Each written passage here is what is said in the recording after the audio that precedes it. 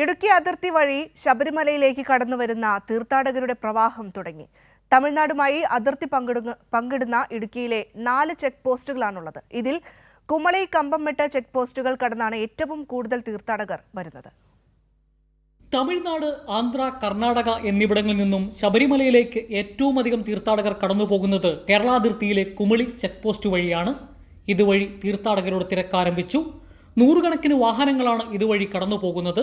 പോലീസും വിവിധ ഡിപ്പാർട്ട്മെന്റുകളും തീർത്ഥാടകരുടെ സുരക്ഷിത യാത്രയ്ക്കായി ഒരുക്കങ്ങൾ പൂർത്തിയാക്കി. കേരള അതിർത്തിയിലെ പ്രധാനപ്പെട്ട ഒരു ചെക്ക് പോസ്റ്റാണ് കുമളി ചെക്ക് പോസ്റ്റ്. അപ്പോൾ ഏറ്റവും കൂടുതൽ അയ്യപ്പക്തർ കടന്നു പോകുന്ന ചെക്ക് പോസ്റ്റാണ് കുമളി ചെക്ക് പോസ്റ്റ്. തമിഴ്നാട്, ആന്ധ്രാപ്രദേശ്, കർണാടക പ്രദേശങ്ങളിലെ അയ്യഭക്തരാണ് കൂടുതലും ഈ ചെക്ക് പോസ്റ്റ് വഴി കടന്നു പോകുന്നത്. അയ്യഭക്തരുടെ സുരക്ഷയെ മുൻനിർത്തി ഈ ചെക്ക് പോസ്റ്റിനോട് ചേർന്ന് തന്നെ 65ഓളം പോലീസ് ഉദ്യോഗസ്ഥർ നിയോഗിച്ചിട്ടുണ്ട്.